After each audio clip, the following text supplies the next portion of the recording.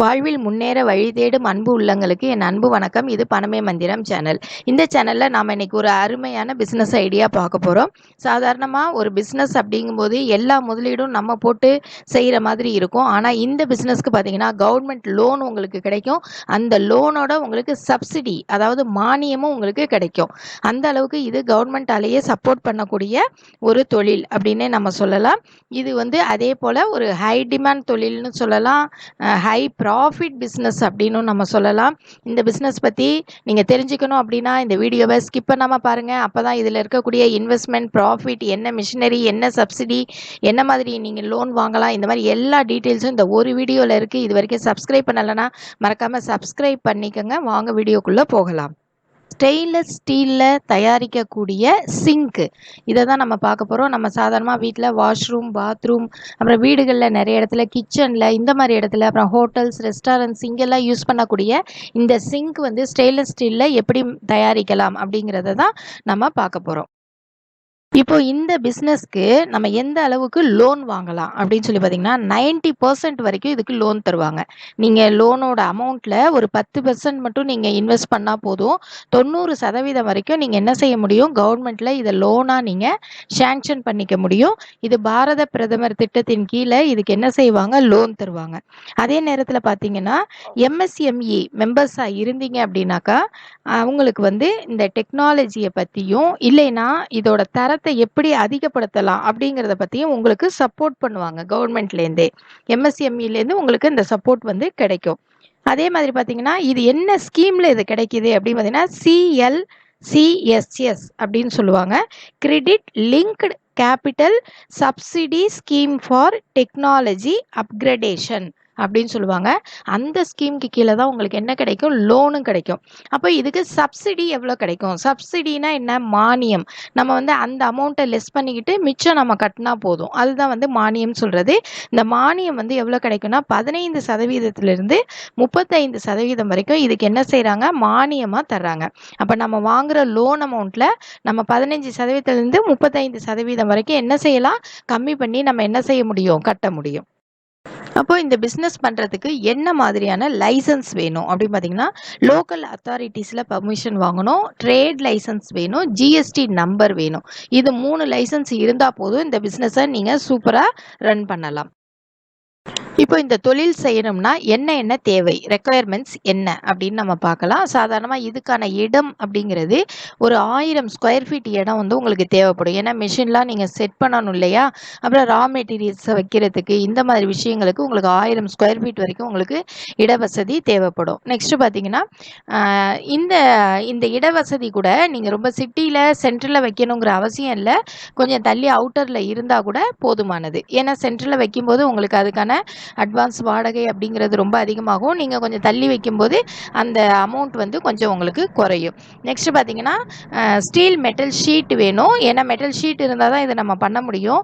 அப்போ அந்த ஷீட் எப்படி இருக்குன்னா 0.8 மில்லிமீட்டர்லேருந்து 1.5 மில்லிமீட்டர் வரைக்கும் அதோட தடிமன் இருக்கிற மாதிரி, நம்ம திக்னஸ் இருக்கிற மாதிரி பார்த்துக்கணும். நெக்ஸ்ட் பார்த்தீங்க அப்படின்னா மிஷினரிஸ், இதுக்கு என்னென்ன மிஷினரிஸ் வேணுங்கிறது நம்ம அடுத்தடுத்து பார்க்கலாம். அப்போ இதுக்கு தேவையான மிஷினரிஸ் வேணும். அதுக்கப்புறம் பார்த்தீங்கன்னா ஸ்கில்டு எம்ப்ளாயீஸ், இந்த வேலை தெரிஞ்ச ஆட்கள் உங்களோட இருக்கணும். அப்போ தான் நீங்கள் என்ன செய்ய முடியும், இந்த ஒர்க் பண்ண முடியும். நெக்ஸ்ட் பார்த்தீங்கன்னா சிங்கிள் ஃபேஸ் கரண்ட்டில் இது பண்ண முடியாது, 3 ஃபேஸ் கரண்ட் கட்டாயமாக இதுக்கு தேவைப்படுது. ரெக்குயர்மெண்ட்ஸுங்கிறது உங்களுக்கு இவ்வளோ தான். மிஷின் டீட்டெயில்ஸ்லாம் நம்ம அடுத்தடுத்த ஸ்லைடில் என்ன செய்ய போகிறோம், பார்க்க போகிறோம். பெரும்பாலும் நார்மலாக இந்த ஸ்டெயின்லெஸ் ஸ்டீலில் செய்யக்கூடிய அந்த சிங்கோட சைஸ் எப்படி இருக்குன்னு பார்த்தீங்கன்னா 1க்கு 1ன்னு சொல்லுவாங்க, 1x1. அதே மாதிரி 1க்கு 2, அதே மாதிரி 1.5க்கு 3, அந்த மாதிரி சைஸில் தான் சிங்க் செய்கிறாங்க. ஓகேவா? இப்போ மிஷினரிஸ் என்ன வேணும் அப்படிங்கிறது பார்க்கலாம். இப்போ இதில் பார்த்தீங்கன்னா இது தனித்தனியாக மிஷின்ஸ் வாங்கி ஒரு செட்டாக வச்சியும் செய்யலாம். அதே நேரத்தில் பிளான்ட்டாக வச்சு நம்ம என்ன செய்ய முடியும். இப்போ ஃபர்ஸ்ட் மிஷின் பார்த்தீங்க அப்படின்னாக்கா 400 டன் அண்ட் 500 டன். இதை 2 sets of hydraulic drawing press machinery அப்படின்னு சொல்லுவாங்க. இது பார்த்தீங்கன்னா ட்ரா பண்ணுறதுக்கு, அதுக்கப்புறம் ஃபார்மிங் பண்ணுறதுக்கு இது என்ன செய்யுது, யூஸ் ஆகுது. நெக்ஸ்ட் பார்த்தீங்கன்னா ஹைட்ராலிக் ப்ரெஸ் 200 டன். அது வந்து எதுக்கு யூஸ் ஆகுதுன்னா எட்ஜை வந்து ட்ரிம்மிங் பண்ணுறதுக்கு, நம்ம அந்த ஓரத்துலலாம் ட்ரிம் பண்ணுறதுக்கு யூஸ் ஆகுது. நெக்ஸ்ட் பவர் ப்ரெஸ் மிஷின் வேணும். இது வந்து ஹோல், அந்த ஓட்டை வந்து நம்ம போடுறதுக்கு, பஞ்ச் பண்ணுறதுக்கு, தண்ணி போகிறதுக்கான ஒரு ஹோல் இருக்கும்ல, அதை பஞ்ச் பண்ணுறதுக்கு இது யூஸ் பண்ணுறாங்க. அதுக்கப்புறம் பார்த்தீங்கன்னா drawing die, forming die, trimming die, punching die, இந்த மாதிரி 4 விதமான டை இருக்குது. இதையெல்லாம் வச்சு கடைசியாக தான் என்ன செய்யுது, இது வந்து ஒரு ஃபினிஷிங்க்கு வருது. இதுக்கான மிஷின் வந்து அவ்வளவுதான் தேவைப்படுது. இப்போ நீங்கள் பிளான்ட்டாக செட் பண்ணணும் அப்படின்னா எல்லா மிஷின் எல்லாமே வந்து உங்களுக்கு ஒரே இதில் கிடச்சிரும். உங்களுக்கு அப்படியே பிளான்ட்டாக ஃபுல்லாகவே செட் பண்ணிடுவாங்க. எல்லாம் ஒரே இதில் உங்களுக்கு வந்து என்ன செஞ்சிடும், ஹோலாக கிடச்சிரும். இந்த மாதிரி பிளான் செட் பண்ணுறதுக்கு உங்களுக்கு பட்ஜெட் வந்து ரொம்ப அதிகமாகும். தனித்தனியாக வாங்கி செய்யும்போது பட்ஜெட் வந்து கம்மியாகும். இப்போ நீங்கள் மிஷின் வந்து தனித்தனியாக வாங்குறீங்க அப்படின்னா அதுக்கு என்ன இன்வெஸ்ட்மெண்ட் அப்படின்னு பார்த்தீங்கன்னா ஒரு 8 லட்சத்துலேருந்து 12 லட்சம் ரூபாய் வரைக்கும் உங்களுக்கு இன்வெஸ்ட்மெண்ட் வரும். இதுலேயே நீங்கள் பார்த்தீங்கன்னா நீங்கள் இடம் வந்து உங்கள் சொந்த இடமா இருந்தால் பிரச்சனை இல்லை. இல்லைன்னா வாடகைக்கு பார்க்கணும் அப்படின்னா அதுக்கான அட்வான்ஸ் அந்த பர்டிகுலர்ஸ் இருக்குது, அது நீங்கள் தனியாக இது பண்ணிக்கணும். இதே நீங்கள் பிளான்ட்டாக செட் பண்ணுறீங்க அப்படிங்கும்போது 35 லட்ச ரூபா, 40 லட்ச ரூபா அந்த மாதிரி வரும். எல்லாம் ஒரே இடத்துல நீங்கள் ஃபுல்லாகவே செட் பண்ணி பண்ணுற மாதிரி ரொம்ப ஹை லெவலில் பண்ணும்போது நீங்கள் பிளான் செட் பண்ணுற மாதிரி இருக்கும். இல்லை ஓரளவுக்கு ஸ்மால் ஸ்கேலில் நீங்கள் பண்ணுறீங்க அப்படிங்கும்போது ஒரு 12 லட்ச ரூபா வரைக்கும் மிஷினரிஸ்க்கு உங்களுக்கு தேவைப்படும். நெக்ஸ்ட் ரா மெட்டீரியல்ஸ்க்கு ஒரு 2 லட்ச ரூபாய் தேவைப்படும். மொத்தம் பார்த்தீங்க அப்படின்னாக்கா ஒரு 14 லட்ச ரூபாய் இருந்துச்சு அப்படின்னாக்கா இந்த பிஸ்னஸை நீங்கள் என்ன பண்ண முடியும், ஸ்டார்ட் பண்ண முடியும். அதே நேரத்தில் இதில் வந்து இந்த லொக்கேஷனை ஏரியா வந்து செலக்ட் பண்ணுறதுக்கான அந்த அட்வான்ஸ் அதெல்லாம் சேர்க்காம நான் சொல்கிறேன். ஓகேவா? இந்த அளவுக்கு இதில் வந்து இன்வெஸ்ட்மெண்ட் தேவைப்படுது. மிஷினரிஸ்லாம் பார்த்தீங்கன்னா உங்களுக்கு இந்தியா மார்ட்லேயே உங்களுக்கு அவைலபிளாக இருக்குது. நம்ம இந்த ஹைட்ராலிக் ப்ரெஸ்ஸிங் மிஷின் எல்லாம் வச்சு நம்ம இந்த சிங்க் எல்லாமே மேக் பண்ணதுக்கப்புறம் பார்த்தீங்க அப்படின்னாக்கா இதுக்கப்புறம் இதை ட்ராயிங் பண்ணணும், ஃபார்மிங் பண்ணணும், அதுக்கப்புறம் பார்த்தீங்கன்னா ட்ரிம்மிங் பண்ணணும், நெக்ஸ்ட் வந்து இதில் பஞ்ச் பண்ணணும். இந்த மாதிரியான வேலைகள்லாம் இதில் நிறையா இருக்குது. இப்போ பாருங்கள் அந்த ஓரத்துலலாம் அவங்க வந்து கரெக்டான டிசைனுக்கு ஃபார்மிங் பண்ணுறாங்க. பண்ணிவிட்டு என்ன செய்கிறாங்க, மிச்சம் அந்த எக்ஸ்ட்ராவாக இருக்கிற பீசஸை வெட்டி எடுக்கிறாங்க இதில். அதுக்கப்புறம் பார்த்தீங்க அப்படின்னாக்கா இதில் நடுவில் அந்த வாட்ரு போகிறதுக்கான பிளேஸ் வேணும் இல்லையா, அதுக்காக இதில் என்ன செய்கிறாங்க, பஞ்சிங் மிஷின் மூலமாக என்ன செய்கிறாங்க, பஞ்ச் பண்ணுறாங்க. ஒரு ஹோல் வந்து அந்த இடத்துல கிடைக்கும் உங்களுக்கு. இந்த மாதிரி ஹோல் கிடைக்கும். ஹோல் கிடைச்சதுக்கப்புறம் இதை ட்ரிம்மிங் பண்ணுறாங்க. ஏன்னா ஓரத்தில் அந்த பிசிறெல்லாம் இருக்கும் இல்லையா, அதெல்லாம் இல்லாமல் இதை கரெக்டாக என்ன செய்கிறாங்க, ட்ரிம்மிங் பண்ணுறாங்க. அதுக்கப்புறம் இதை பெயிண்டிங் பண்ணுறாங்க. நம்ம கலர் கோட்டிங் கொடுப்போம் இல்லையா, அந்த மாதிரி கலர் கோட்டிங் கொடுக்குறாங்க. இப்போது இந்த பிஸ்னஸில் என்ன ப்ராஃபிட் கிடைக்கும் அப்படின்னு சொல்லி பார்க்கலாம். இதில் ப்ராஃபிட் அப்படின்னு பார்த்தீங்கன்னா ஒரு 38%லேருந்து 40% வரைக்கும் உங்களுக்கு இதில் ப்ராஃபிட் நிற்கும். அந்த அளவுக்கு ஒரு இது வந்து ஒரு சூப்பரான பிஸ்னஸ் தான் அப்படின்னு நம்ம சொல்லலாம். அப்போ இந்த ப்ராஃபிட்னாங்க நீங்கள் சிங்க் விற்கும்போது பார்த்தீங்கன்னா ஒரு 1800 ரூபாயிலேருந்து உங்களுக்கு 10,000 ரூபாய் 15,000 ரூபாய் வரைக்கும் கூட என்ன இருக்குது, சிங்க் இருக்குது. இப்போ நீங்கள் ஒரு 10,000 ரூபாய்க்கு ஒரு சிங்க் விற்கிறீங்க அப்படின்னு சொல்லி சொன்னாக்கா அந்த 10,000க்கு நான் 40% அப்படிங்கிறது எவ்வளோன்னு சொல்லிட்டு பாருங்கள், ஒரு 4,000 வரைக்கும் உங்களுக்கு லாபம் நிற்கிறதுக்கு நிறைய வாய்ப்புகள் இருக்குது. அப்போ 10,000 ரூபாய் சிங்க்கு நம்ம வீடுகளுக்கு வாங்குவாங்களா அப்படின்னு சொல்லி யோசிப்பீங்க.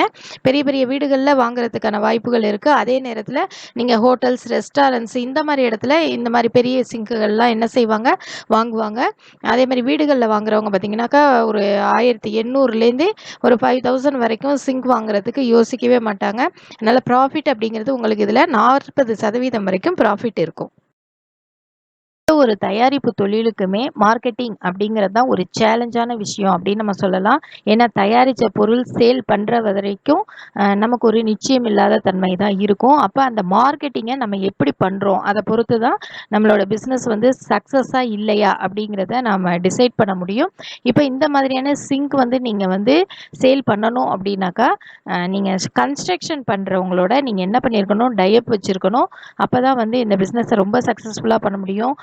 வீடு கட்டுறவங்க இருக்காங்க, ஹோட்டல் கட்டுறதுக்கு தனியாக ஆளுங்க இருக்காங்க. அந்த மாதிரி இடத்துல கன்ஸ்ட்ரக்ஷன் பிஸ்னஸ் பண்ணுறவங்கள்ட்ட நீங்கள் என்ன பண்ணிக்கணும், நல்ல டைப் வச்சுக்கணும். அதே மாதிரி நார்மலாக சாதாரணமாக கொத்தனார் வேலை பார்த்துட்டு இருப்பாங்க, அவங்கள வச்சு சின்ன சின்ன வீடுகள் கட்டுவாங்க. அவங்கக்கிட்டையும் நீங்கள் என்ன பண்ணிக்கலாம், ஒரு டைப் வச்சுக்கலாம். நெக்ஸ்ட்டு பார்த்தீங்க அப்படின்னாக்கா ஆன்லைன் தளங்களை வந்து நீங்கள் பயன்படுத்தலாம். அப்புறம் ஹார்ட்வேர் ஷாப்ஸு அந்த இடத்துலையும் நீங்கள் என்ன பண்ணலாம், இந்த சிங்க்கெல்லாம் சேல் பண்ணலாம். அப்புறம் கன்ஸ்ட்ரக்ஷன் மெட்டீரியல் விற்பாங்க, அந்த கடைகள்லையும் நீங்கள் என்ன பண்ண முடியும், சேல் பண்ண முடியும். நீங்கள் ஹோல்சேலாகவும் சரி, ரீட்டெயிலாகவும் சரி, 2 விதமாகவும் சேல் பண்ணுறதுக்கு ரெடியாக இருக்கணும். இதுக்கான அட்வர்டைஸ்மெண்ட் கொடுக்கலாம். இது வரைக்கும் சிங்க்குக்கு வந்து பெரும்பாலும் அட்வர்டைஸ்மெண்ட்ஸ் வர்றதில்லை. அதனால் நீங்கள் அதை வந்து ஃபர்ஸ்ட்டு நீங்கள் செய்யும்போது இதில் மார்க்கெட்டிங்கில் நல்லா வர்றதுக்கான வாய்ப்புகள் அதிகமாக இருக்குது. அதே மாதிரி ஆன்லைன் தளங்களையும் நீங்கள் பயன்படுத்தும் போது இந்த பிஸ்னஸில் ரொம்ப சக்ஸஸ்ஃபுல்லாக வர்றதுக்கு நிறைய வாய்ப்புகள் இருக்குது. இந்த வீடியோ உங்களுக்கு பிடிச்சிருந்துச்சு அப்படின்னா லைக் பண்ணுங்கள், ஷேர் பண்ணுங்கள், மறக்காமல் சப்ஸ்கிரைப் பண்ணுங்கள். நெக்ஸ்ட் ஒரு சூப்பரான வீடியோவோட உங்களை நான் மீட் பண்ணுறேன். தேங்க்ஸ் ஃபார் வாட்சிங்.